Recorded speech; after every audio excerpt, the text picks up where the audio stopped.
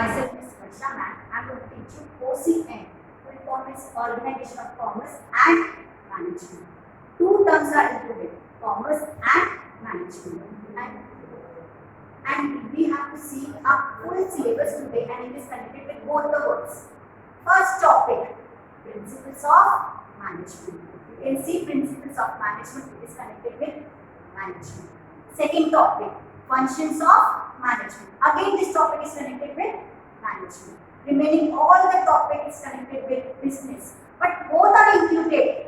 But the first two chapter is connected with management, and the remaining all the topics are included in commerce. But we need management everywhere, not only in business but everywhere, wherever organization we are going to go. Let us see in detail about our subject and syllabus also. First topic, principles of management. In that topic we have to learn about the meaning, nature, importance. Two theories have been given. First is by Henry Ford and second is scientific management by F.W. Taylor. Is that clear? First topic में हम पढ़ेंगे meaning, nature, that is your features, वो आपके लिए features भी रहेगा, importance और दो theories दिए गए हैं, एक Henry Ford से और second दिया गया scientific management by F.W. Taylor. Second chapter है functions of management. In that functions of management, we are going to learn about the activities about the management. अभी ये functions और activities क्यों मैंने कहा, वहाँ पे ये बताया गया है एक मैनेजर मैनेज करते समय क्या क्या बातों को ध्यान देते, कैसे मैनेज करता है, उसके पहले प्लानिंग करेगा. फंक्शन फर्स्ट कहा गया प्लानिंग नीड है, प्लानिंग बेसिक है. फिर सेकेंड वो करेगा ऑर्गेनाइज, जो प्लानिंग है उसको फॉलो करना है, और फिर इसके लिए वो स्टाफ रखेगा, that is staffing. Next is direction, that is directing, उनको डायरेक्शन देगा, गाइडेंस देगा. बाद में coordination, which is very important, linkage, and last but not the least we can say control.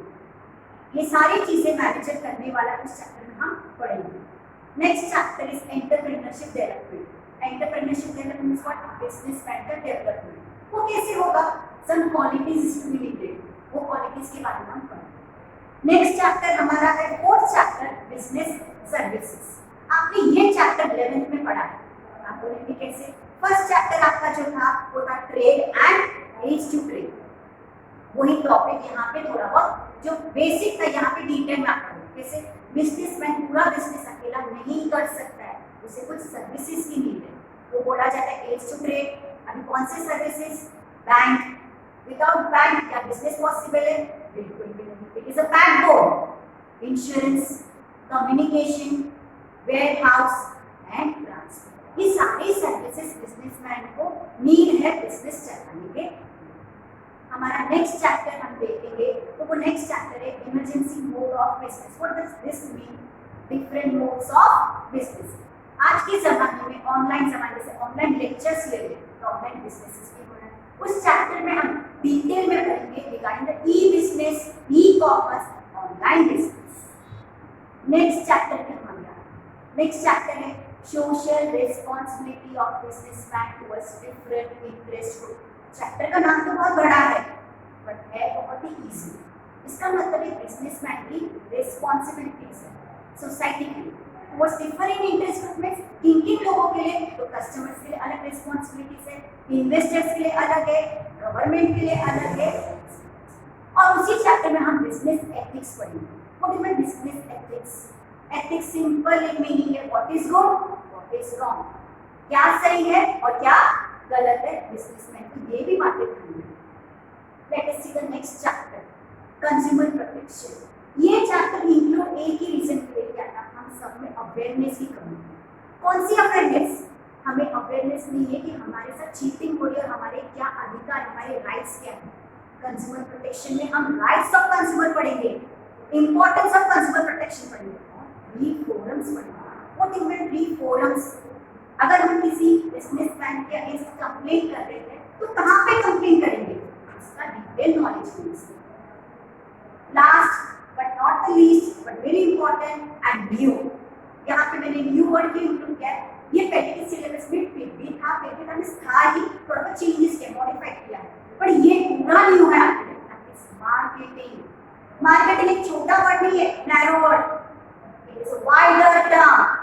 यहाँ पे हम टाइप्स ऑफ मार्केट पढ़ेंगे, टाइप्स ऑफ मार्केट्स के अलावा फंक्शंस ऑफ मार्केटिंग। अब फिर से पर फंक्शंस आ गया। फंक्शंस ऑफ मार्केटिंग का मतलब क्या है? From the production till distribution in between what happens. इसका मतलब क्या है? अगर प्रोड्यूस हो रहा है और डिस्ट्रीब्यूट हो रहा है, क्या बिटवीन में कुछ हो रहा है? कौन सी एक्टिविटीज हो रही है बिजनेस पर्पस के लिए? तो वहाँ पे ब्रांडिंग होगा, लेबलिंग होगा, ग्रेडिंग होगा, लास्ट में प्राइस और फिर डिस्ट्रीब्यूट होगा। डिटेल में ये पढ़ेंगे कि कौन से स्टेप्स फॉलो किए जाते हैं मार्केट तक पहुंचने तक goals. But today I am going to start with first chapter. First chapter का नाम है प्रिंसिपल्स ऑफ मैनेजमेंट। अभी दिमाग में पहले एक ही बात आएगा, प्रिंसिपल्स का मतलब क्या है? जो यहाँ पे लिखा गया प्रिंसिपल्स ऑफ मैनेजमेंट। अब ये मैनेजमेंट से कनेक्टेड है, मींस मैनेजर को मैनेज करना है, पर कुछ बातों को ध्यान में रखते हुए मैनेज करने का है। तो यहाँ पे इस चैप्टर में कुछ प्रिंसिपल्स दिए गए, कुछ रूल्स है। सिंपल वर्ड बोलेंगे, गाइडलाइंस। इसके लिए मैनेजर में गाइडलाइंस मिलता है डिसीजन लेने की, प्रॉपर डिसीजन हो ताकि कंपनी को प्रॉफिटेबल कंपनी बना सके। Is that clear? हम छोटा सा मीनिंग भी देख रहे हैं। It is a statement of fundamental truth. अभी यहाँ पे वर्ड है फंडामेंटल और पीछे वर्ड है ट्रूथ। दो वर्ड फिर से इंक्लूड किया है। इसका मतलब क्या है? ये सच है कि ये प्रिंसिपल्स को अप्लाई करना है। आप बोलेंगे गड़ी-गड़ी प्रिंसिपल्स बोल रहे, आखिर कहाँ है ये प्रिंसिपल्स? ये गाइडलाइंस है। इस चैप्टर में डिटेल में पढ़ने वाले 14 प्रिंसिपल्स जो दिया गया है हैंडी फॉइल। वो 14 प्रिंसिपल में ध्यान में रखते हुए अगर मैनेजर वो काम कर रहा है तो कंपनी में ये सच है कि कंपनी प्रॉफिटेबल होगा। इसलिए कहा गया it is a fundamental truth. Fundamental में सिर्फ सच है, आपको अप्लाई करना है, गाइडलाइंस आपको अप्लाई करना है वो 14 principles. Is that clear? Next जब एक पॉइंट पे जाते तो इस चैप्टर में मैंने जैसे ही आपको कहा था कि आप सिर्फ मीनिंग नहीं पढ़ोगे, इसके अलावा आप नेचर भी पढ़ोगे। अभी पेपर में नेचर वर्ड आया तो बच्चे कंफ्यूज हो जाते हैं, what do you mean by nature? क्योंकि हमेशा 11th में पढ़ते कैरेक्टरिस्टिक्स वर्ड या फीचर्स। नेचर बहुत कम जगह इनर यूज किया गया ये वर्ड टर्म।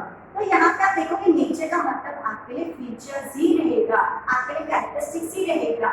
यहाँ पे उसके बारे में बताया गया, उसके फीचर्स दिए गए हैं जो एक हम सिंपल लैंग्वेज में लिखेंगे एग्जैक्टली क्या बोला गया है। Let us see the first universal application. अभी वर्ड यूनिवर्सल का मतलब क्या है? पूरी दुनिया में, पूरी कायनात में। इसका मतलब है कहीं पे भी जाओ, कोई भी ऑर्गेनाइजेशन हो पूरे वर्ल्ड में, big small, government, non government, profitable company that is business purpose, non profitable company, अगर हम बोले एनजीओस जैसे चैरिटेबल ट्रस्ट, हर जगह मैनेजर की नीड है और उसे प्रिंसिपल्स को याद रखते हुए ऑर्गेनाइजेशन को चलाना है। इसके लिए बोले universal application. Application means applied. कहीं पे भी जाओ आपको ये गाइडलाइंस, ये प्रिंसिपल फॉलो करना है, ये अप्लाई करना है, जो लेटर हम 14 प्रिंसिपल देखेंगे। फॉर एन एग्जांपल अगर एक प्रिंसिपल सपोज देखिए यूनिटी ऑफ कमांड और यूनिटी ऑफ ऑर्डर। मैनेजर हमेशा ऑर्डर देता है, उसका जब भी वो कमांड कर रहा है किसको? अपने एम्प्लॉइज को। तो इनडायरेक्टली किधर भी जाएगा मैनेजर उसे ये प्रिंसिपल्स यूज ही होंगे। वो गाइडलाइंस याद रखते हुए या याद भी नहीं किया तो उसका कहीं ना कहीं यूटिलाइज होगा। सेकंड पॉइंट क्या है? General guidelines. अगर आप बोलेंगे जनरल गाइडलाइंस, मैंने स्टार्टिंग में कहा था प्रिंसिपल्स का मतलब क्या है? गाइडलाइंस सिंपल टर्म कहा गया। तो यहाँ पे वर्ड जनरल क्यों कहा गया है? इट इज जनरल, आप किधर भी जाओ आपको यूज होंगे। अभी ये फिक्स्ड नहीं है, सिचुएशन के अकॉर्डिंगली आप अपनी गाइडलाइंस चेंजेस करो, या चाहे वो सिचुएशन में अप्लाई हो रहा है तो अप्लाई करो। इसके लिए वर्ड जनरल है, सेम हर ऑर्गेनाइजेशन को नहीं लगेगा, it can be change. Third हम देखते हैं principles are formed by practice and experiment. यहाँ पे टू टर्म्स यूज किए गए, एक प्रैक्टिस एंड एक्सपेरिमेंट। पहले तो वर्ड है प्रैक्टिस एंड एक्सपेरिमेंट के यहाँ पे मतलब है रिसर्च एंड डेवलपमेंट। ये principle tested and error basis पे पहले टेस्ट किया था, पहले रिसर्च किया गया था, फिर ही 14 प्रिंसिपल बनाया गया था। डायरेक्टली 14 प्रिंसिपल नहीं बनाया गया था, उसे अप्लाई किया और सक्सेसफुल हुआ, उसके बाद ही 14 प्रिंसिपल सबके लिए कहा गया कि यूज करेंगे तो ऑर्गेनाइजेशन सक्सेसफुल होगा। इसके लिए दो टर्म है, प्रैक्टिस एंड एक्सपेरिमेंट। रिसर्च करने के बाद ही यूज किया गया, के बाद ही पता चला ये सक्सेसफुल है, तो आप भी उसे यूज करके देखिए। अगर आपको चेंजेस या चेंजेस कीजिए, अप्लाई कीजिए और वो आपके लिए सक्सेसफुल होगा। Late us see the next flexibility. ये 11th flexibility, simple meaning easily changes. Easily changes का मतलब है आप जहाँ पे आप जा रहे हो आप सेम जरूरी प्रिंसिपल अप्लाई करो, कंपनी में आप चेंजेस ला सकते हो, आप कंपनी में जो फ्लेक्सिबल आपको लगता है। एक एग्जांपल सपोज देखिए, एक एग्जांपल सपोज एक प्रोडक्ट न्यू लॉन्च हो रहा है, क्या सेम एडवर्टाइजमेंट आप ना दिखा सकते हो?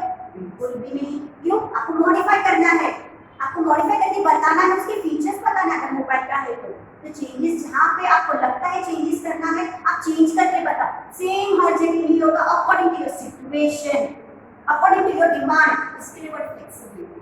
14 प्रिंसिपल भी आप बोले कि वही फॉलो होए हर साल, नॉट पॉसिबल। सिचुएशन जो डिमांड कर रहा है आपको, आप वैसा ही फॉलो कीजिए। नेक्स्ट हम देखते हैं बिहेवियरल नेचर। अभी यहाँ पे बिहेवियरल नेचर ह्यूमन बीइंग्स के लिए, ये 14 प्रिंसिपल किसके लिए है? ह्यूमन बीइंग्स के लिए है। क्यों? कंपनी चला रहे, हम डील करते एक individual award, no, it is a group of activity. Why group of activity? अभी कहा गया ग्रुप ऑफ एक्टिविटी। अभी इंडिविजुअली मैनेजर सिर्फ काम करेगा?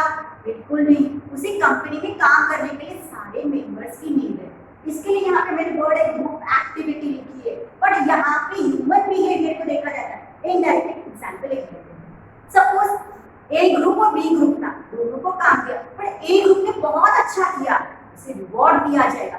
इनडायरेक्टली ह्यूमन बिहेवियर में चेंजेस आते हैं, वो नेक्स्ट टाइम और अच्छा करेंगे। इनडायरेक्टली प्रिंसिपल्स ह्यूमन बिहेवियर के लिए है, ह्यूमन बीइंग्स के लिए है, और वो यूजफुल है। नेक्स्ट पॉइंट पे देखेंगे कॉज एंड इफेक्ट रिलेशनशिप। पहले तो बात है cause and effect relationship both go hand in hand. मैंने ये वर्ड क्यों यूज किया? अगर सिर्फ कॉज बोलेंगे तो इफेक्ट ऐसा नहीं है, दोनों साथ में ही चलेंगे, इसके लिए दोनों का साथ में रिलेशन है। Let us see with example. For an example, अगर मैंने अपने वर्कर्स को बहुत अच्छी पेमेंट किया, बहुत अच्छा उनको रेम्युनरेशन दिया, रिजल्ट क्या रहेगा? और अच्छा आउटपुट, वो मुझे मदद करेगा और अच्छा काम करके दिखाएंगे। Indirectly whatever is the cause, उसका नेचुरली मुझे इफेक्ट भी मिलेगा। अगर मैंने प्रॉपर्ली 14 प्रिंसिपल में से 5 प्रिंसिपल्स भी बहुत अच्छी तरह से यूटिलाइज किया, उसका क्या रहेगा इफेक्ट? मुझे रिजल्ट अच्छे मिलेंगे। जैसे एक प्रिंसिपल देखते हैं, unity of division of work, principle of division of work. What is division work? Work should be divided properly. अगर मैंने ये काम अच्छी तरह से डिवाइड किया और वही मेंबर्स को दिया जो स्पेशलाइज्ड है, किया, अगर मैंने वो काम अच्छी तरह से डिवाइड किया और उन्हीं मेंबर्स को दिया जो ये काम प्रॉपर्ली कर सकते, स्पेशलाइज्ड है, तो इफेक्ट क्या रहेगा? मेरा काम ऑन टाइम, परफेक्शन, एफिशिएंटली। इसके लिए कहा गया यहाँ पे it is a cause and effect relationship. दोनों टर्म यूज किए गए हैं, नॉट अ सिंगल। यहाँ पे और एक एग्जांपल देख सकते हैं, एडवर्टाइजमेंट। अगर मुझे अपना प्रोडक्ट का सेल्स बढ़ाने का, अगर मैंने प्रॉपर्ली एडवर्टाइजमेंट बहुत अच्छी तरह से किया, तो क्या होगा इसका इफेक्ट? मेरे सेल्स में पड़ेगा, मेरा प्रोडक्ट का सेल्स ज्यादा से ज्यादा होगा। फिर से कॉज एंड इफेक्ट रिलेशनशिप को हैंड इन हैंड, इसके लिए मैंने लिखा। Let us see the last point which is important. All principles are equally important या इक्वल इंपॉर्टेंस, दोनों का मतलब सेम है। इसका मतलब क्या है? इसका मतलब है हर एक 14 प्रिंसिपल इक्वली इंपॉर्टेंट है। अभी फिर से इसका मतलब क्या होगा? ऐसा नहीं कि सिंगल प्रिंसिपल बहुत ज्यादा इंपॉर्टेंट है, बाकी के प्रिंसिपल कम इंपॉर्टेंट है, नहीं। Each and every principle is equally important, not more और नॉट लेस। इसका मतलब है कि सिंगल एक प्रिंसिपल सबसे ज्यादा इंपॉर्टेंट है या बहुत कम इंपॉर्टेंट है। सारे प्रिंसिपल इक्वली इंपॉर्टेंट है और इक्वली यूजफुल भी है। और आज जो हमने ये देखा है, ये फीचर्स है आपके लिए जो आपको यूटिलाइज होंगे कि जब भी आप प्रिंसिपल अप्लाई करते समय कि कैसे उस प्रिंसिपल को हमें अप्लाई करना है। Okay, now we have to start with significance, that is importance. क्या दोनों का मतलब सेम है? यस। अगर पेपर में सिग्निफिकेंस आया तो आपके लिए इंपॉर्टेंस ही है, और इंपॉर्टेंस तो सबको पता है। यहाँ पे वर्ड इंपॉर्टेंस क्यों दिया गया है? ये प्रिंसिपल्स ऑफ मैनेजमेंट क्यों इंपॉर्टेंट है? क्यों ये अभी देखिए सिलेबस में आएगा जरूर इंपॉर्टेंट रहेगा, पर ये आंसर स्पेसिफाइड है इंपॉर्टेंस में, ये प्रिंसिपल्स ऑफ मैनेजमेंट बहुत ही इंपॉर्टेंट। और क्यों इंपॉर्टेंस है इसका? Let us see one by one. अभी first point itself says provides useful insight to the managers. अभी यहाँ पे वर्ड देखिए, इनसाइट टू द मैनेजर्स का मतलब क्या है? यहाँ पे इनसाइट नहीं जा रहा मैनेजर, इट मींस वो डेवलप कर रहा है मैनेजर को, एफिशिएंसी, वो काम करेगा इफेक्टिवली। अभी आप बोलेंगे कैसे? अगर 14 प्रिंसिपल्स को गाइडलाइन समझ के वो यूज कर रहा है तो क्या फर्क पड़ेगा, उसे सॉल्यूशंस मिलेगा।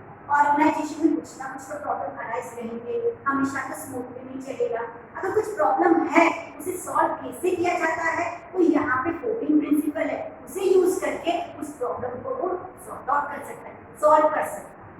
Late us see the next point, that's efficient utilisation of resources. अभी हमेशा याद किया जाता है रिसोर्सेज कौन से, जो स्टार्टिंग से पढ़ते हैं इकोनॉमिक्स में भी और ओसी में भी।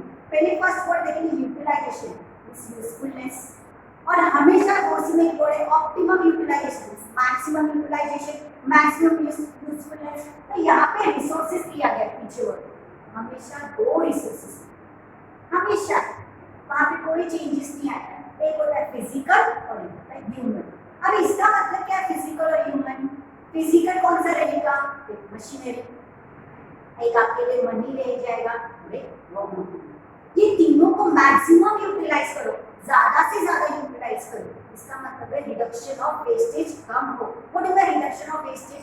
ताकि वो यूटिलाइज इतना होना चाहिए रिसोर्सेज कि वेस्टेज नहीं हो और आउटपुट बेस्ट हो। और सेकेंड है ह्यूमन। ह्यूमन का मतलब है man power, that is labour. Labour को ज्यादा से ज्यादा यूटिलाइज कैसे किया जाएगा? फॉर एन एग्जाम्पल, हम लेबर को वही काम देंगे जो उन्हें आता है, और वो जो बनाते हैं जिसमें स्पेशलिस्ट है वो हमें परफेक्टली काम करके देंगे। तो यहाँ पे यूटिलाइज हम परफेक्टली किसको करें? लेबर। मनी का अगर एग्जाम्पल देंगे, उतना इन्वेस्ट करो, आपको पता है कि मुझे इतना ही इन्वेस्टमेंट करना है, उसका रिटर्न मुझे इतना अजम्पशन होता है, इतना रिटर्न तो आने ही वाला है। इनडायरेक्टली यहाँ पे प्रॉपर यूटिलाइजेशन होना चाहिए दोनों रिसोर्सेज को, चाहे वो फिजिकल हो चाहे वो ह्यूमन। लेट अस सी थर्ड पॉइंट, साइंटिफिक डिसीजंस। यहाँ पे साइंटिफिक डिसीजंस का मतलब क्या है? पहले तो 14 प्रिंसिपल्स जो है बनाए गए हैं, जो 14 प्रिंसिपल्स बनाए गए हैं वो रिसर्च करके बनाए गए हैं, रिसर्च के बाद ही उसको यूटिलाइज किया जाता है। अभी यहाँ पे बड़े साइंटिफिक डिसीजंस, तो जो भी वो उसको गाइडलाइंस को यूज करेगा, जो प्रिंसिपल्स को यूज करेगा, उसका हर एक डिसीजन साइंटिफिकली सिस्टमैटिकली प्रॉपर रहेगा, उसमें कुछ भी इम्बैलेंस नहीं रहेगा। क्यों? क्योंकि पहले ही उसको trial and error basis experiment करके रिसर्च करके फिर ही वो 14 प्रिंसिपल बनाए। और इसके लिए जब मैनेजर यूटिलाइज करेगा तो क्या होगा, फर्क रहेगा, वो डिसीजन सारे साइंटिफिकली होंगे करेंगे। Is that clear? Next point, understanding social responsibility. अभी ये जो टर्म मैंने स्टार्टिंग में यूज किया था, जब स्टार्टिंग में सिलेबस बता रही थी, एक सिलेबस में एक चैप्टर था social responsibility of businessman towards different interest group. आप बोलेंगे इतना बड़ा चैप्टर बनाने का भी मैंने आपको बताया था। यहाँ पे क्या है, एक मैनेजर की क्या रिस्पांसिबिलिटी है, किसके लिए? ऑर्गेनाइजेशन की, और उसकी रिस्पांसिबिलिटीज क्या रहेगी? एम्प्लॉइज के। एक एग्जांपल देखो, एम्प्लॉइज के लिए मैनेजर की क्या रिस्पांसिबिलिटीज रहती है?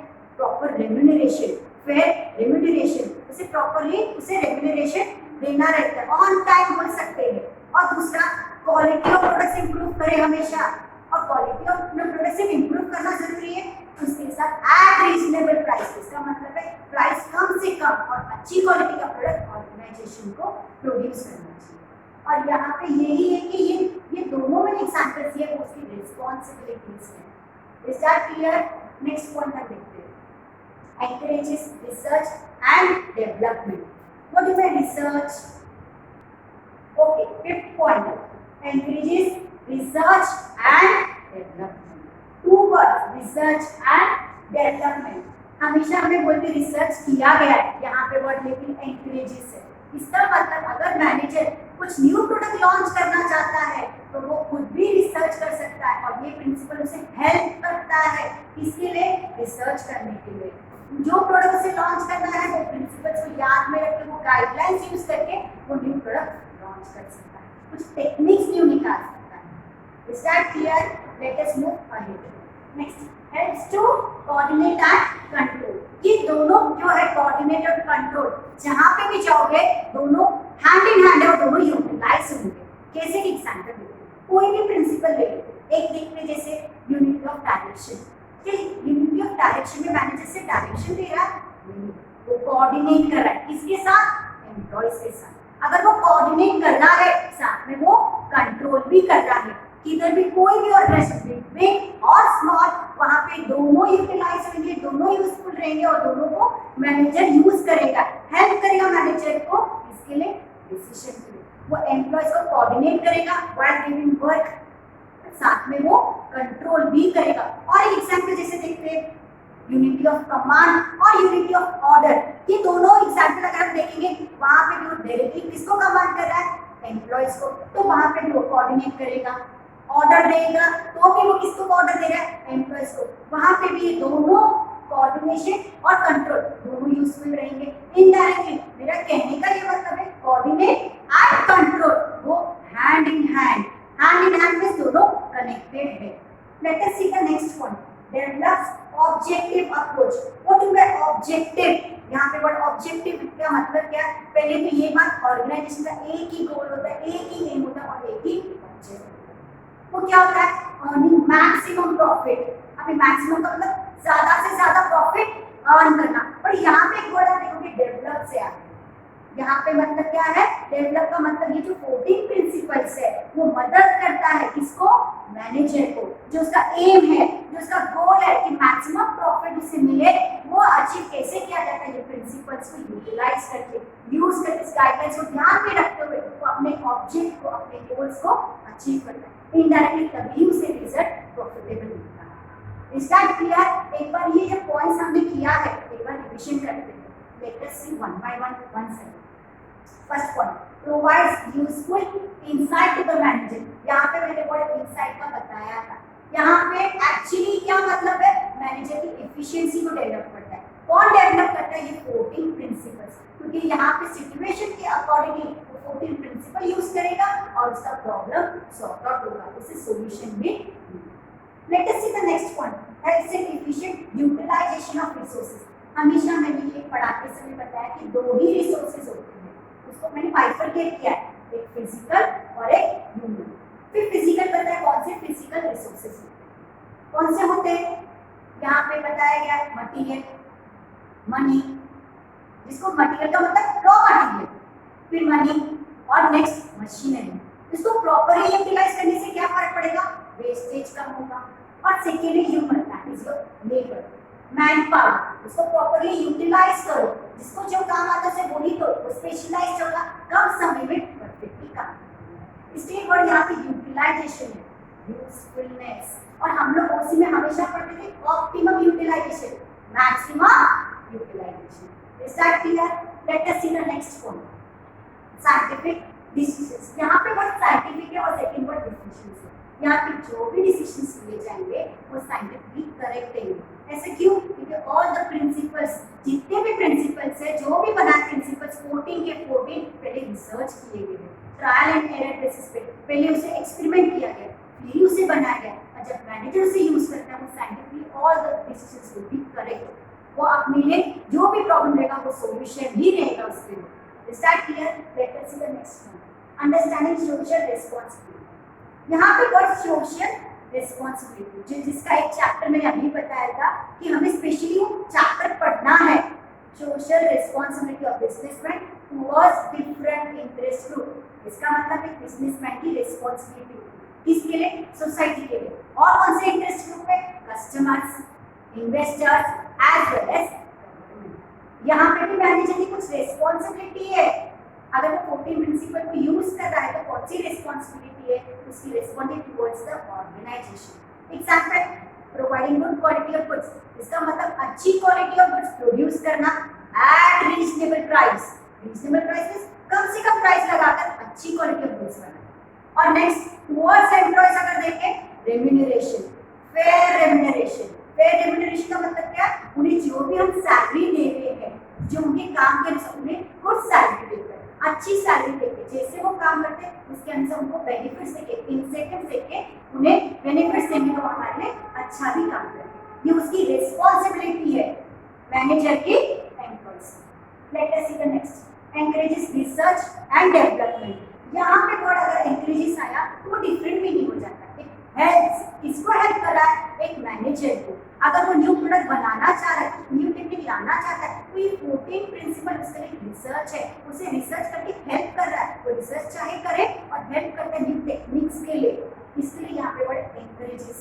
हमेशा ये 14 प्रिंसिपल के लिए मैं कहती हूँ रिसर्च एंड डेवलपमेंट, ये बनाए गए रिसर्च और डेवलपमेंट के बाद, पर ये हेल्प भी करते कुछ रिसर्च करने के लिए, न्यू प्रोडक्ट के लिए। ये ना मैनेजर को हेल्प करता है कि वो न्यू प्रोडक्ट लॉन्च कर सके, उससे पहले रिसर्च करे। Let us see, helps to coordinate and control. This goes in hand. मैंने हमेशा कहा हैंड इन हैंड का मतलब क्या, दोनों साथ में। एक एग्जांपल मैंने दिया था प्रिंसिपल में से लेकर यूनिटी ऑफ डायरेक्शन। अगर मैनेजर किसी को डायरेक्शन दे रहा है, क्या वो कोऑर्डिनेट नहीं करेगा?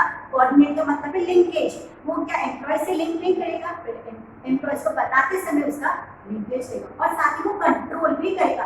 Late us see the next point, the next उसका ही एक लेते हैं, unity of division of work. अगर वो डिवाइड कर रहा है वर्क को, वहां पे वो कोऑर्डिनेट ही करेगा, ऐसे डिवीजन ऑफ वर्क पॉसिबल नहीं है। कैसे डिवाइड करेगा? एम्प्लॉयज को बताते समय जिसका जैसे काम, जिसको जो आता है, जो स्पेशलाइज्ड है, उसे वही काम देगा, वहां पे फिर से कोऑर्डिनेट होगा, और साथ ही साथ वो कंट्रोल भी करेगा। तो ये दोनों साथ में ही चलते हैं, और इसके बगैर मैनेजर अपना काम नहीं कर सकता। Late us see the next point, which is last but not the least, develops objective approach. What is the objective? Simple object. देखिए यहाँ पे बड़े डेवलपमेंट हेल्प्स। अभी कौन सा ऑब्जेक्ट उसको अचीव किया जाएगा? एक ही गोल होता है ऑर्गेनाइजेशन का, टू अर्न मैक्सिमम प्रॉफिट, और उस गोल को अचीव करने के लिए मैक्सिमम प्रॉफिट ताकि उसे मिले, तो 14 प्रिंसिपल को याद में रख के गाइडलाइंस का यूज करके, और वो अपना ऑर्गेनाइजेशन चलाए ताकि उसे जो मैक्सिमम प्रॉफिट मिल सके। Is that clear? So today what we have learn, meaning, nature and importance. Is that clear? Thank you so much.